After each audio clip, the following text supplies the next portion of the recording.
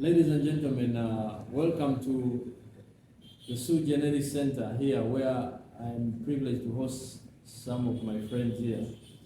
And one that comes to mind is my friend, Dr.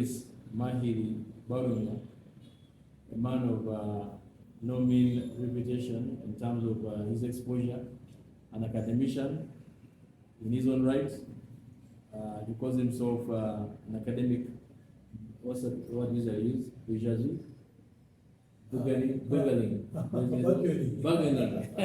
An academic bargaining. Not bourgeoisie. We're just having an impromptu discussion without, any substantive preparation. But he's a guy, is an academician who can speak off his mind anytime. Together with a brilliant young man here, Reuben, they will introduce themselves in their own capacity. And I have known these two individuals for some time. We engage with them regularly in intellectual debates, particularly philosophical and legal and otherwise. But today I just want to brainstorm on them, even without preparation. By the way, Mahi comes from the Center for Critical Thinking and Alternative Analysis, which is together with people like Professor Yuha, Professor Afinadula, and other people he will introduce. And Reuben here is working with us here at the SUIGENERICS Center. So we just decided to have a discussion. Let me give them a preamble of what I thought we want to discuss in terms of jurisprudence. My brother Mahir was talking about the Gang of Four. He will explain who those are. The likes of Professor Yash Tandon, Professor Omono Joke, I think, but I was impressed by what Professor Omono Joke wrote in terms of jurisprudence, and that's where we are coming from. And so we're going to discuss in that perspective. The birth of jurisprudence, or the philosophy of law particularly, can be traced back in ancient civilization. I'm just trying to get a quotation here so that I can create a background for our discussion. And one of it has been the development in terms of ancient civilizations. For instance, the Code of the Hammurabi in Babylonian, that in 1754 BCE, which was one of the earliest known legal codes. And it happened in Mesopotamia, Egypt, and in Greece. And then the Roman law, which was particularly the works of Gaius and Cicero, who played a significant role in shaping jurisprudential thoughts. Things like natural law, equity, and legal reasoning. And then after that, there was the Middle Ages, where we have people like canon law by the Catholic Church and the revival of the Roman law through what they call the Justinian Code, where scholars like Thomas Aquinas, who developed further the theory of natural law, I think together with St. Augustine. And then the Enlightenment period, which happened in the period of the 17th and 18th centuries, which saw the emergence of modern jurisprudence, where we had thinkers like John Locke, Montesquieu, Jean-Jacques Rousseau, who discussed the social contract theory and relationship between law, society, and government. And then legal positivism, that happened in the 19th century, where we gained prominence in terms of figures like Jeremy Bentham and John Austin. And they emphasized the importance of positive law that created recognized authority rather than natural law. And then contemporary jurisprudence, perhaps that's what icks me here, in terms of the 20th century, jurisprudence continues to evolve with various schools, including people like legal realism, where I bear allegiance, legal realism, with the likes of Justice Oliver Wendell Holmes, and legal formalism and critical legal studies, philosophers like H.L.A. Hart and Roman Dawkins, who contribute to the debates of natural law and justice. So the field and the study of jurisprudence is still continuing, and I was having a debate again with Mahiri here, Dr. Mahiri, and we'll try and explore those. He will give us an introduction in terms of the Dar es Salaam School of Law, our school, basically how arguments were propounded and how it developed and spread throughout Africa. And then I'll bring him to questions that have to do with the ideas that have partially come from him, like the MUSEVENONICS. How do you pronounce that word? MUSEVENONICS. MUSEVENONICS. But that's not my.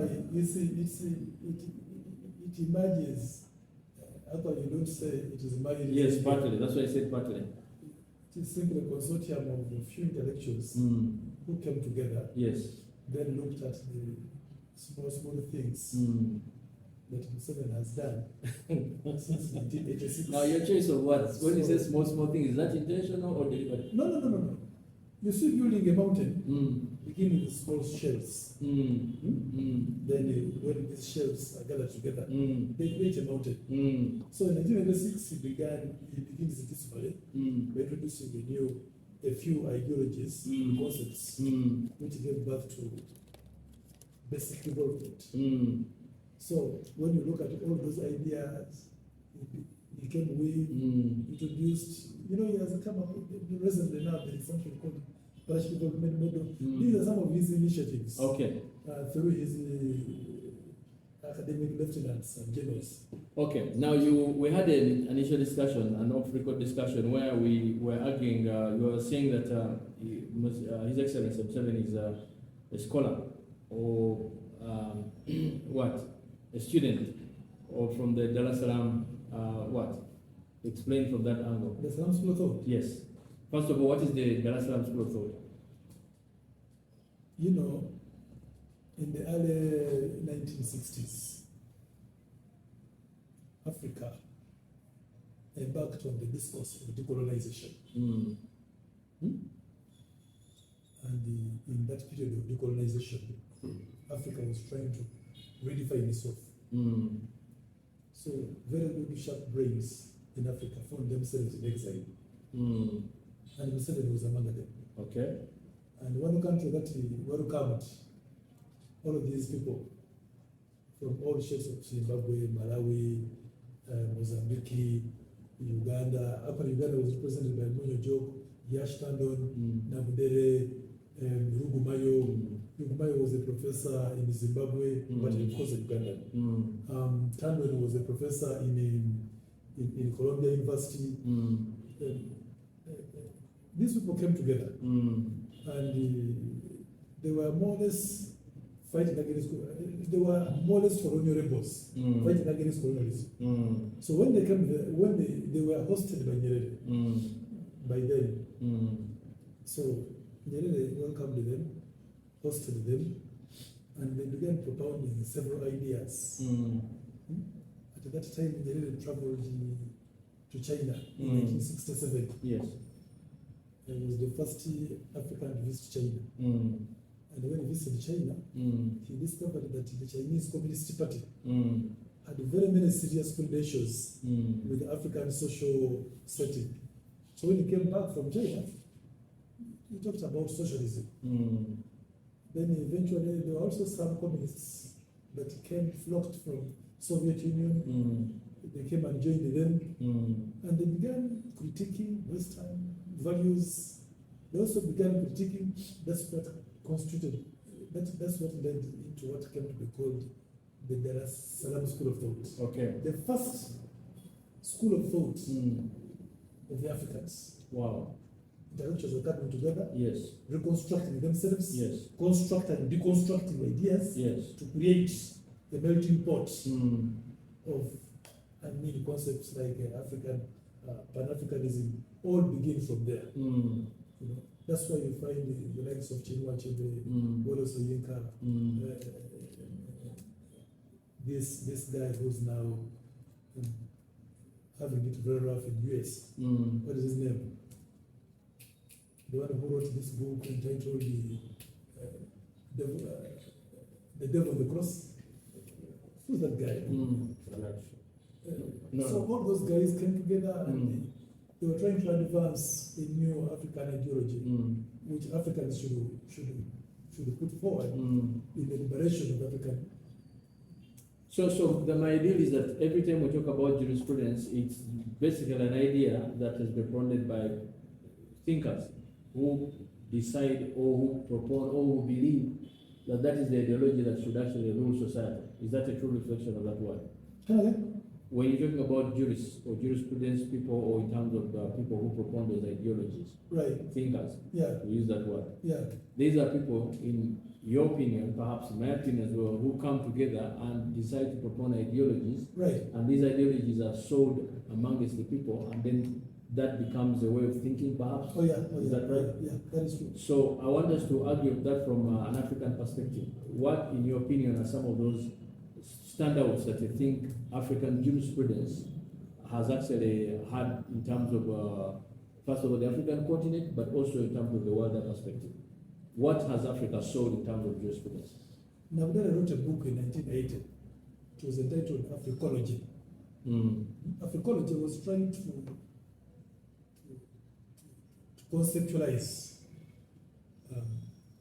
an independent ideological framework which should inform African liberation movements at that time. And he basically looked at culture in diversity. And when you look at that book, you realize that Nabdela was advocating for the banishment of European philosophical constructs. And he was like, no, we can also develop our own ideas, which are Congo-based. By the way, most of those Western ideologies are for Europe. True. And at times they cannot be applicable here. Yes. So Nabdela was like, no, leave Western ideologies to the Western. We also have the raw materials here, which can inform an ideology. I think that's what he was trying to do. This is my friend Reuben. Reuben, there's this argument of who was that judge who made that proposition that it is impossible to get an oak from England and plant it in Africa and make them think the way Africans, the way he was making the argument that African jurisprudence should be left to be propounded on that. You remember that jurisprudence? Yes, I do. I certainly remember it.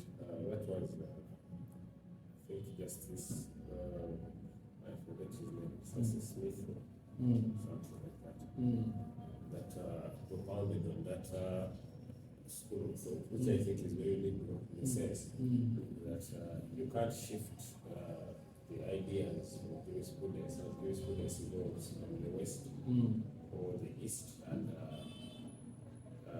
bath them in Africa, so they give effect because the situations are different. The situations in Africa are different From the ones that side. Yeah, from the West and Europe. And also, it develops from in jurisprudence. There is what they call the Spinential Explorers case format that involved a number of issues that were canvassed by the different judgments or the different judges in that matter. And one of them, I think, was Justice was it Blackman?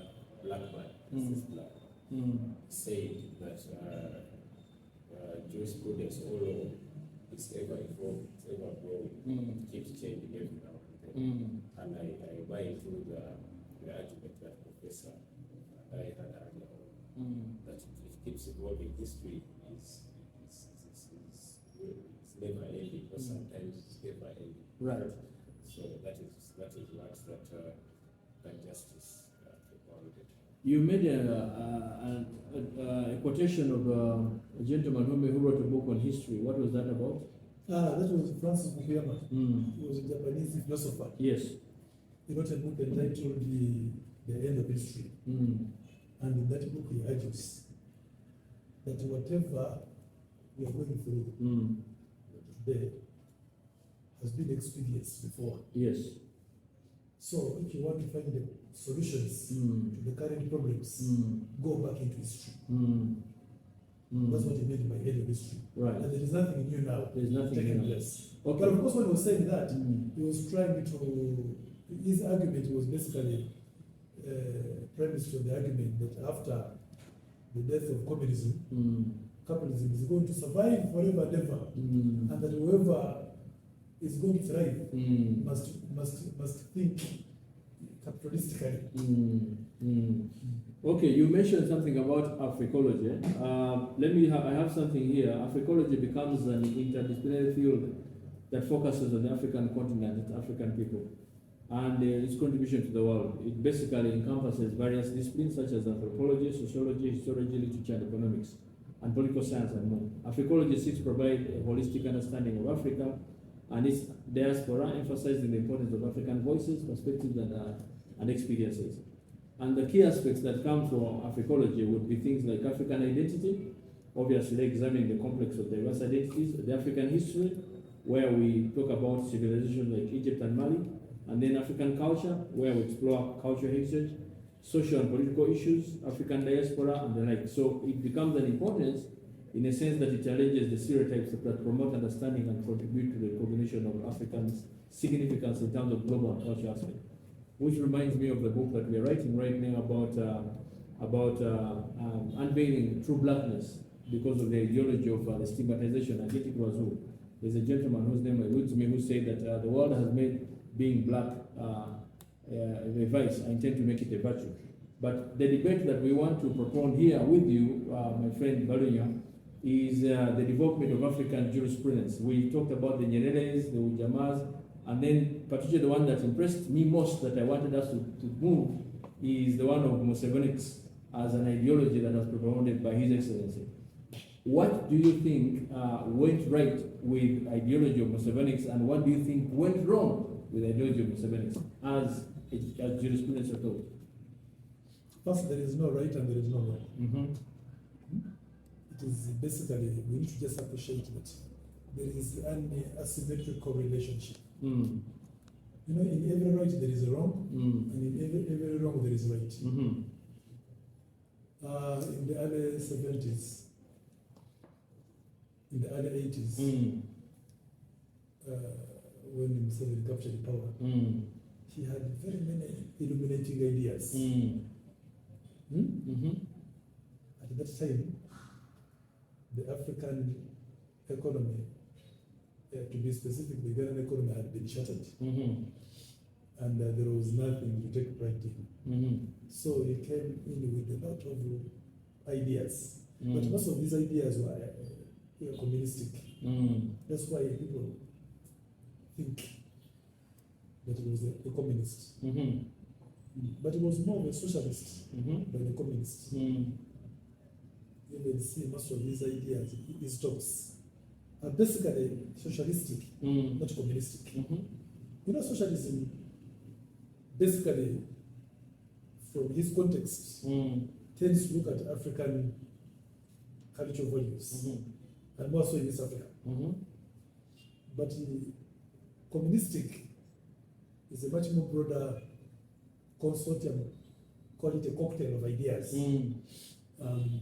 from the post-Soviet states, but was grafted during those times. So when he comes in with these ideas, he felt these ideas will take the country from step 1 to step 2, step 2 to step 3. You've heard about a Tandikwa, you've heard about plan for modernization of agriculture. You've heard about a yoga. You've talked about come again? Nuts. And many things. Nuts. Now, when you look at those small ideas that have been suggested, every other, and nobody suggests them towards the elections, comes up with those are concepts. Now, when you look at them, he dresses them with a Ugandan perspective, and he creates this mindset in the minds of Ugandans about something he thinks can work. So those are the things which a few people have looked at and said, I think this should be MUSEVENONICS. Museveni's ideas. Just like Margaret Thatcher. When Margaret Thatcher took over Britain, she also took over Britain at a time of when the British economy was in downturns.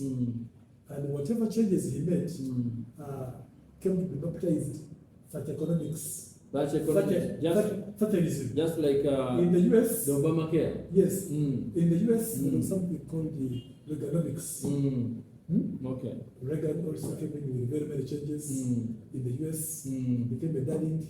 And a few people who were excited with it, they said, this is Reaganomics. The study of economic welfare and systems using his lens. Excellent. So, Excellent. MUSEVENONICS is not a new concept. Yes. It is just an issue of appreciating. For example, you have written very many books here. Someone can say Lubogonomics or Lubogo legalist.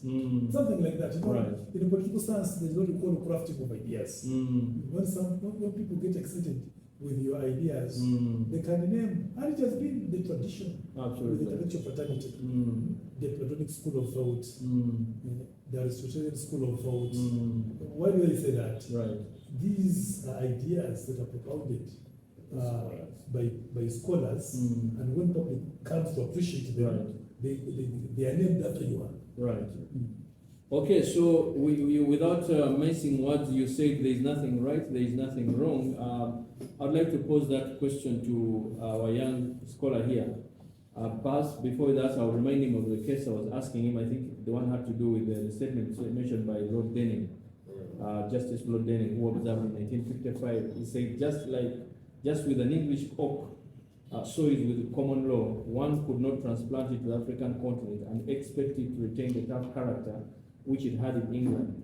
So it had many principles that manifest justice and good sense, which could actually be applied in advantage of every race. In other words, it was impossible for foreign stuff to be grafted on African culture, and perhaps that's where we come in terms of a book called Ubuntu Bulamandalo, towards the constitutional, new constitutional dispensation, where we're saying that many of these ideologies, although wonderful in the foreign sense, but they may not be able to augur or work so well in the African sense.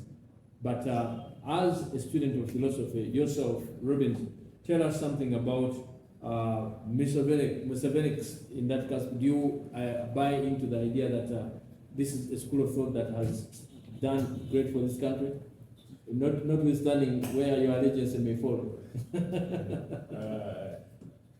I have divergent views on whether they have not worked for this country. Very divergent. That means I basically lie on the other side. How much we have worked for this country. It's not only Museveni that we're talking about, the president of the country. We're also talking about these other leaders on the continent that share or tap into the same almost mindset of our president here. We're talking about leaders like Paul Kagame of Rwanda. We're talking about the deceased president of Tanzania, Magufuli. Yes. We are talking about leaders from the other side of the continent, from West Africa, Thomas Sankara and others. Yes. They almost share the same view as regards the MUSEVENONICS, as we would call it. But I also think this is because of the lessons they learned earlier while starting out. Because some of these lessons were quite similar to bad deterrence. You could not deter from these heavily founded lessons. That is how Professor enlightened us on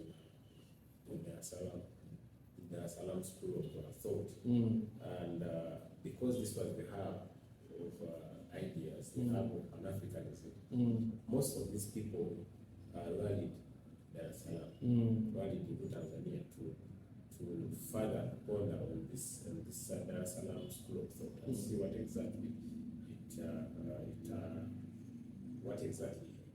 it plays out. But away from that, back to the question. I think, in my own opinion, it is very, very commendable the school of thought that you said in your own example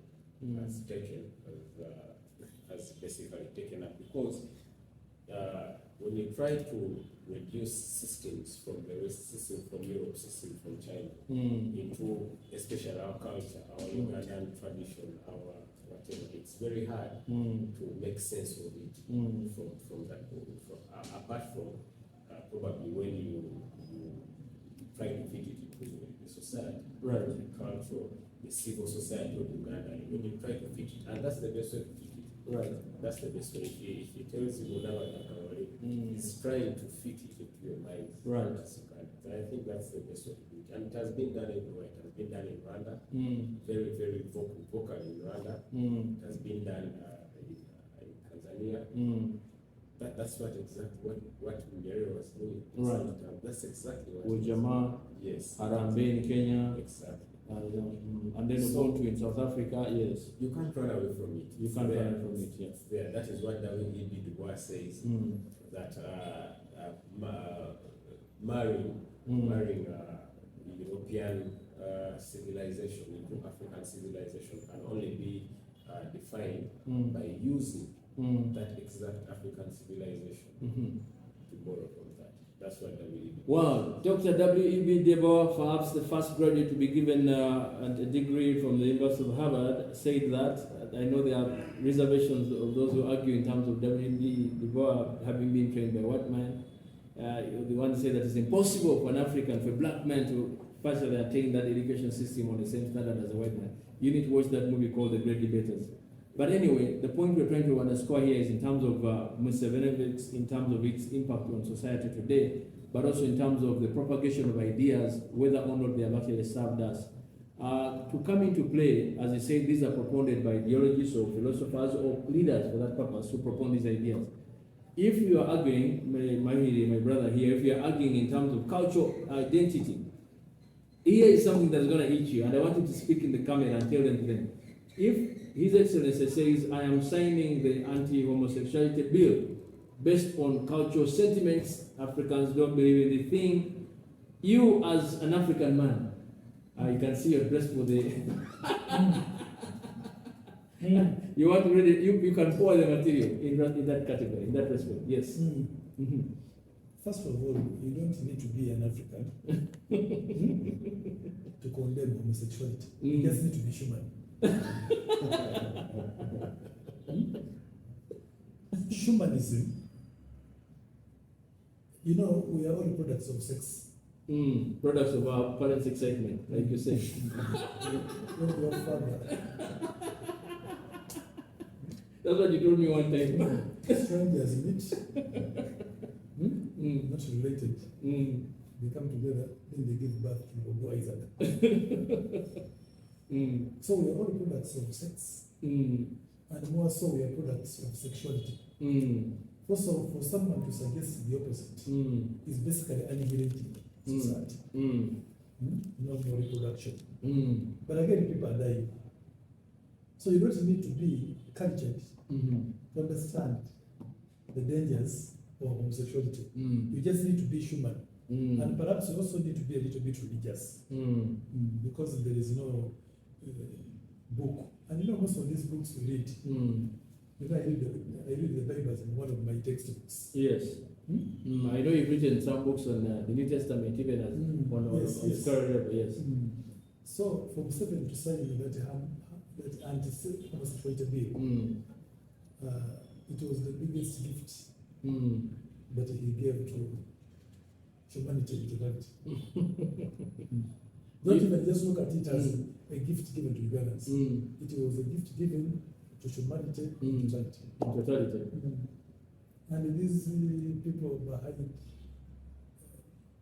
the bill, like Asumani Basari and all those, made a very big contribution. It will go down in the annals of history, but these people try to save human production. Okay.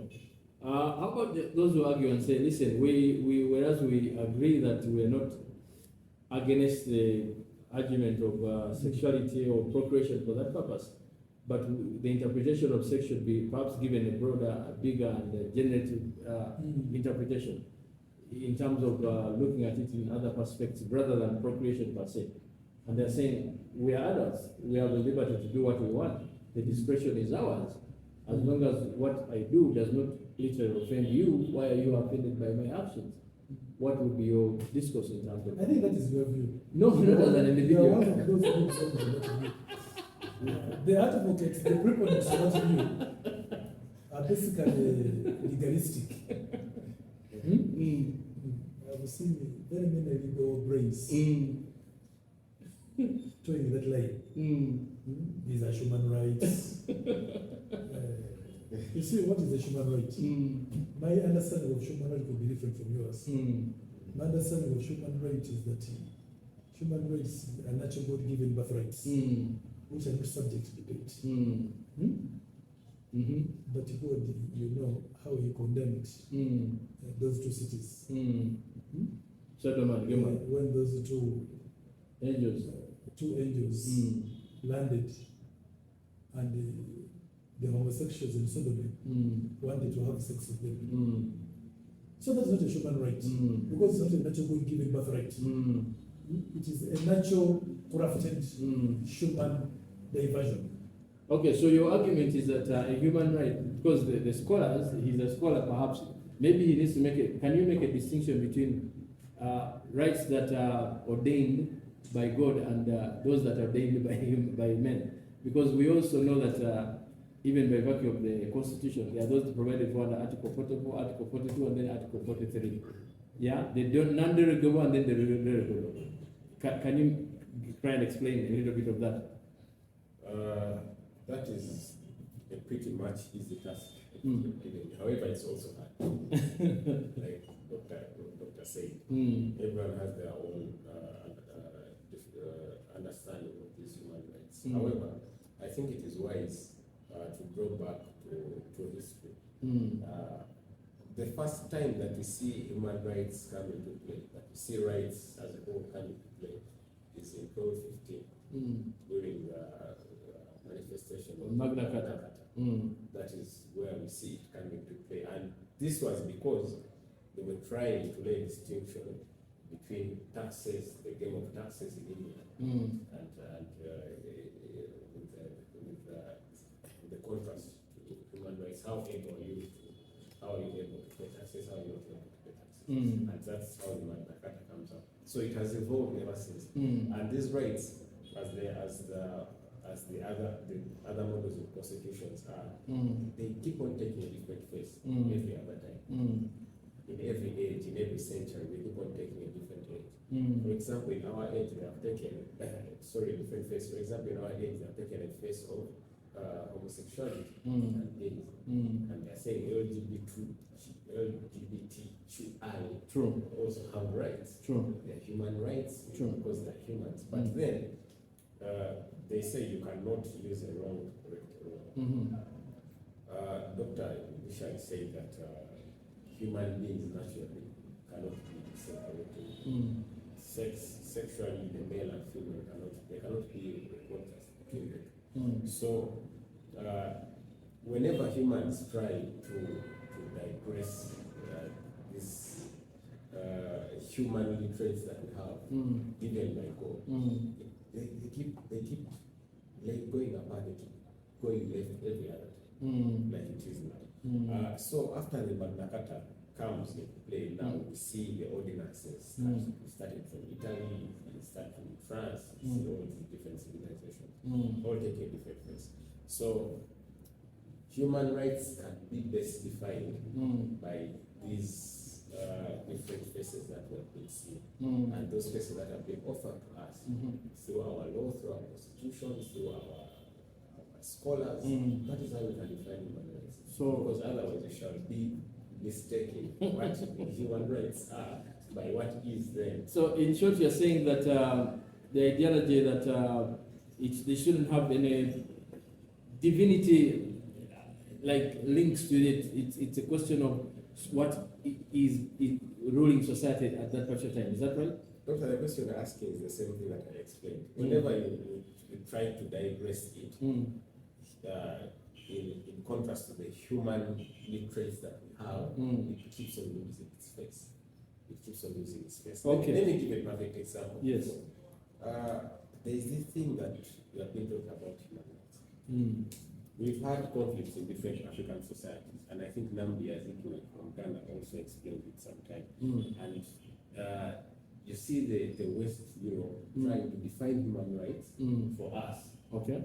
For us here in Africa, that we are actually colonized. I don't know which one is more human than that.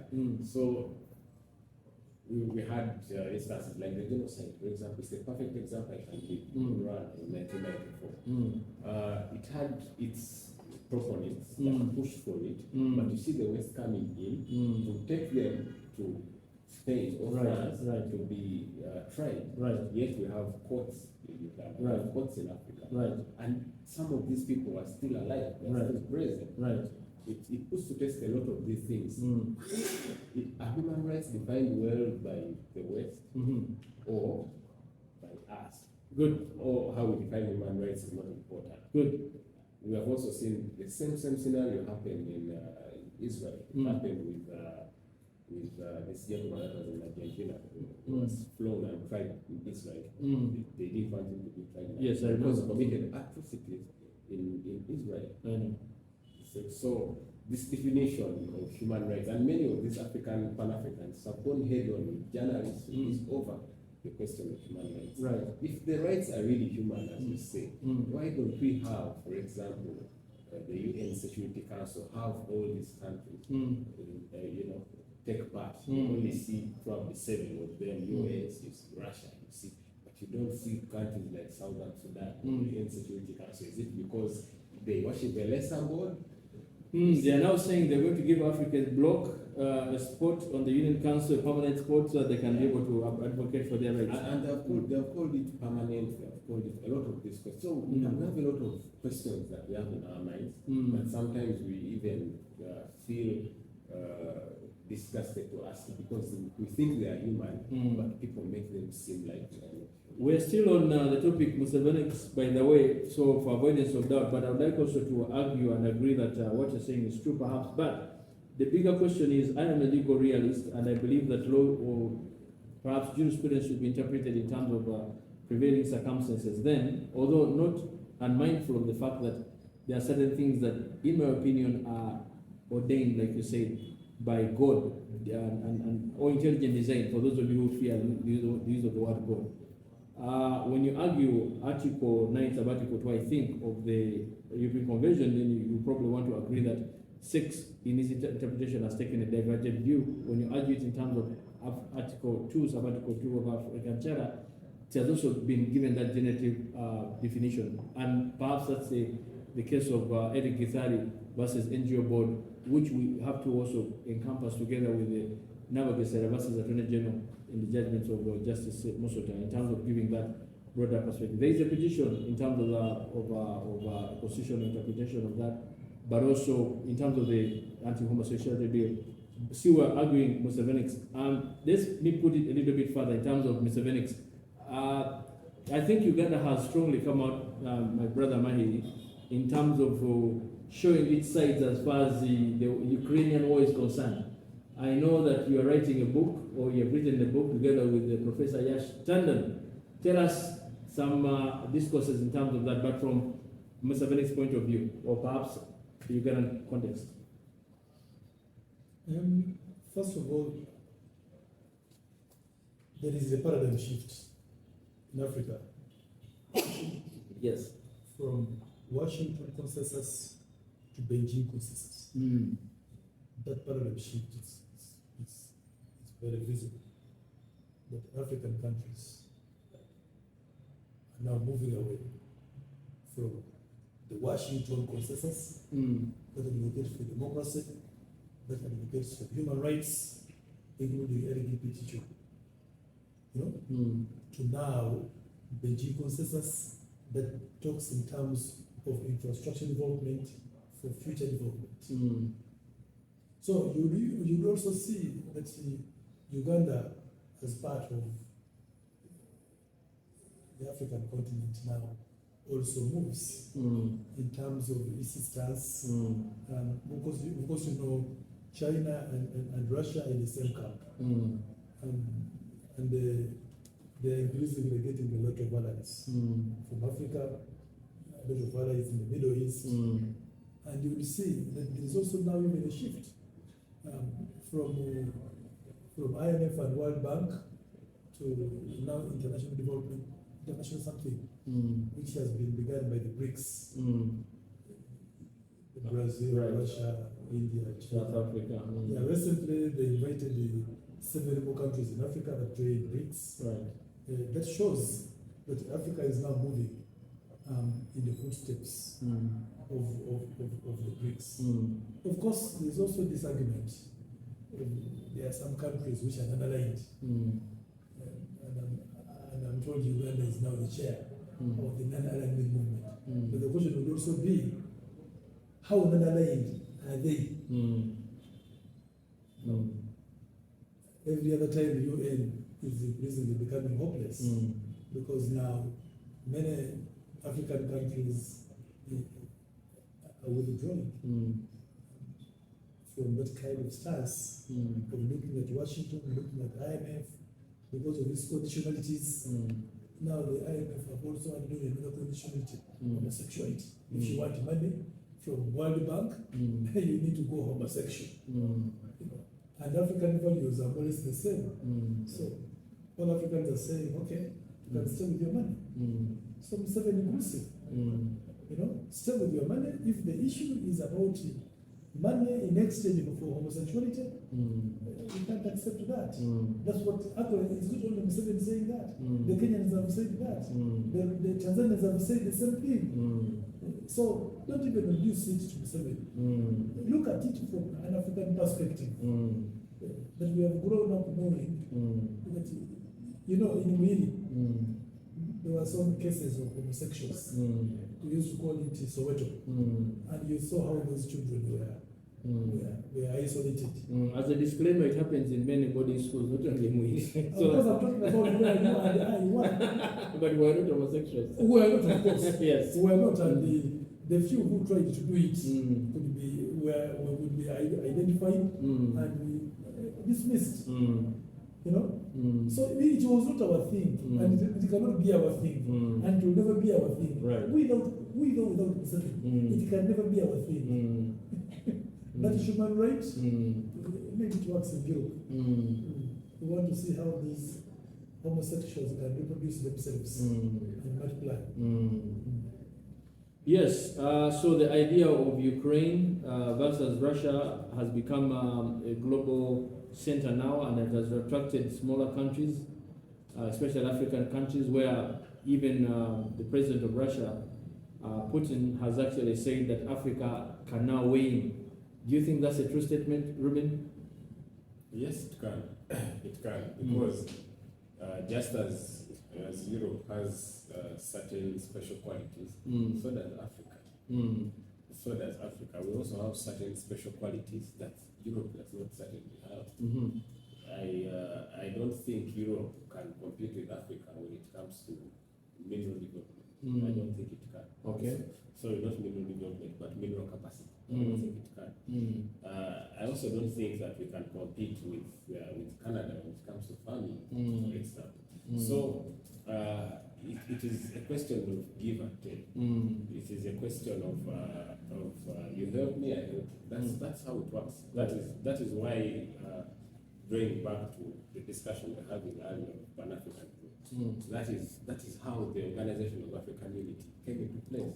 That is how it came. That is how the UN came into place. That is why we have different countries coming together for a common cause. Right. So understanding that we have special qualities, one from the other, is what makes humans possible. It's what makes humanity possible. Right. And drawing away from that, deciding to think otherwise, is what kills humanity. Because Ukraine and Russia would seem like it's an easy conflict to handle. But it certainly is not as it stands now, because of these different leftists that think that I'm better than you here, you're better than me here, you're not supposed to be better than me. Because as you all know, Ukraine was a part of Russia, Ukraine and these other countries. So I think it is incumbent on us to understand that if we want to make it better, if we want to make humanity possible, we should understand that this one by one works for us and works for us all. And that is what Africa has been trying to put out. It is what it has been trying to put out. When they were forming the Organization of African Union, for example, Nyerere was saying, why is it not possible for us to have systems that work all over Africa in the same way? Why is it that I have to move from here to Dar es Salaam, and by near fact of 6,000 kilometers, I've already changed passports, I've already changed currency. Right. he was saying that you should be able to speak in South Africa, in Johannesburg, and Cairo listens to what you say and is able to respond in almost the same manner as that you have used to speak to it. Absolutely. You should be able to respond to what is happening in Accra from Mombasa. Right. It should not be very different. So that is why we are still struggling. And these people have understood, the West understood it years back, even before we did. Right. Yes, even when they were starting their development with this Cornelius Vanderbilt, we are talking about Roosevelt, we are talking about all these other people. They understood that unless we speak one voice, we shall not make it in humanity. Sure. That's what that's why America, for example, is the way it is. Because the distance from Alaska to, for example, Massachusetts, is the same as the distance from Kampala to Lilongwe. So, but for us, we still have those different systems that we inculcate into our minds. The fate assimilation policy, about these other things, but they don't have that. So I think that's where the distinction is, and that is why when Russia, BRICS, Russia, Brazil, and India, and all these other countries, South Africa, propounded the idea of BRICS, many of the countries were able to respond because they are speaking to different problems, to the same problems, and addressing their own problems. They are not seeking for help from anybody else because the problems are theirs. And that's what Africans say. If we are able to identify our problems and solve them as Africans, then we can be moving forward. That's why we are seeing BRICS coming up so strongly. And they're offering solutions to themselves. We're seeing Russia sending grain to Burkina Faso. We're seeing it sending grain to Mali. They are all part of an alliance that has problems, and they are saying, look, let us sit down and solve our own problems. So let's stop looking out for handouts from all, because these handouts are coming with different interests. For example, so that is what buttressing the discussion that we are having. Excellent. So, in short, we are saying that we have the ability to do what it takes, and that is something that we need to talk about. I know we used to read this book, How Europe Underdeveloped Africa, but perhaps now we need to change the narrative and say how Africa is underdeveloping itself. I think it's time for Africa to stand up and sleep in its own bed. That is something we also try to explore. In terms of MUSEVENONICS, my brother Mahiri, would you want to argue that we could also own some of the shortcomings that this system that has been created by your friend has also, we cannot take the good things only. I'll give an example. As we speak now, you could weigh in as an intellectual. This gentleman is coming from where? From Canada, and as soon as he landed on the airport, Bobby Wine has been apprehended by security personnel. Is that an impulsive decision, or what is your comment about that? I need to address my mind about that. I have not yet understood properly the cause of his arrest. I can comment on something that I have no comment about that. Okay. Would you want to say something about that, Reuben? Maybe a little about it. Let me start by maybe also asking you a question. Or probably shedding more light. Yes. Africa has had a number of wars, different wars, and most of them, and all of them have different characteristics. But one thing is common. Yes. And that is propaganda. Propaganda is what led to the 1994 genocide. Right. Propaganda. True. Propaganda is what led to the issue of South Africa, still almost the same year. Right. Almost. Propaganda is what led to the coups that happened in the West, in West Africa. Absolutely. And also in Niger and all these other countries. Now, with the situation currently in Uganda, many people in these other countries that have had the benefit of experiencing the different ages know the effect of, for example, propaganda. They know the effect of war. Like for us that are excited, let's go who don't know what war means, apart from reading about it and maybe sharing experiences from our elders and all those things. Now, when they try to stand in the way, to try and not give it attention or give it little attention, they are trying to prevent what they know. And what it can do. So, personally, I'm not a proponent of the Balunywa agenda as an individual, but I'm a proponent of fighting these controversies. I'm a proponent of fighting the unnecessary noise that has far-reaching consequences. Right. And I think it is a fair thing for us to do. We're in the age in which we are. It's not an age for coups. Right. They are not necessary. It is not an age for fighting and back and forth, because it can cause a lot of turmoil. Yeah. We saw what happened. Around the 1979, the economic depression. Even that was led by turmoil. It is turmoil that led all that. Yeah. So it has far-reaching consequences, and it is not a joking subject for us to sit back and entertain. Right. It is almost the same thing that is happening between, like, on the global arena, like Russia and Ukraine. Yes. It is the same thing that is happening, Right. but because for us we choose to think it is a Mickey Mouse, Tom and Jerry kind of play, we tend to minimize it, but it's very, very, Very serious. So I agree with you. Sometimes arrest can be done by way of protecting the person themselves, but also the interest of the public at large. As long as they are not offending individuals particularly or harming them in any way, I think it can be good for the greater good. And I think that's what my brother Mahiri would have loved you to have brought out per se. But that having been said, what is your comment in terms of perhaps as a last note, or in terms of the African continent? We've seen quite a number of coups, right? Not even democratic elections anymore, but coups taking over in different countries around Africa. As a student of political science yourself, would you call that a revolution of sorts? Is it something that you want to weigh in? At times they call it the second decolonization, or the second scramble of Africa. The first scramble was by the foreigners, call them whites.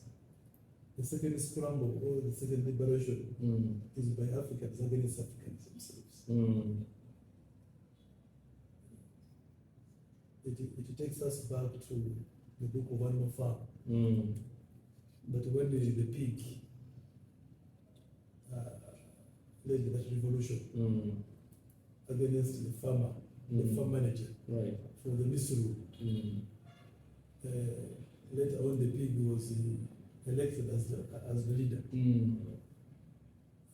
And he also set up commandments, not drinking beer, not putting on ties, the way the colonial man used to do. But as soon as the pig was given the leadership, he did the same thing. right. So there is a second liberation of Africans by the Africans themselves. And this liberation is not new. In Uganda here, we've been having the kind of liberation. Uganda is one of the countries that has never had peaceful transition of power since its birth to date. So Africans are liberating themselves against fellow Africans. Ugandans are liberating themselves against, and the central argument is that those in power have become colonial whites, but in blacker skins.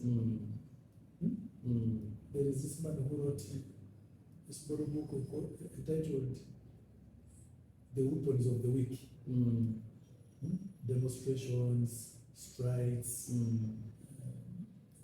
becomes the weapon of the weak. When the weak becomes weak, when they vie for power, they use all those kind of tools. And it goes back to Von Rey. Von Rey wrote a book entitled The Expectancy Theory. When people expect a change and they don't get it, they become frustrated. When they become frustrated, they eventually populate into disappointment. Disappointment leads them into civil disobedience. And it is this civil disobedience that you see translating into revolutions, strikes, coups, and all that. Time is going to come when we stop thinking about democracy, about election. And when the time comes, then we shall go back to anarchy. You know? People are now losing confidence, or they have lost confidence in elections. So in the absence of lack of trust in elections anymore, then it means man is going back to a sort of anarchy. There is a man, a philosopher called John Plamenas. He wrote a book entitled Man in the State of Nature. When a man lived without law, man was in the state of nature. You grab whatever you want and you think that is your right. And that is democracy. You kill whoever you want and you think that is your right. And that is democracy. You know? Those are very strong sentiments. Yes. And you know, we are living in a society of man eat man. You either eat or you are eaten. You either swallow or you are swallowed. That is the construct we are in Africa and in Uganda in particular. You get it? So these are not issues of little brains. We must look at where we are going. The future is very bleak for democracy.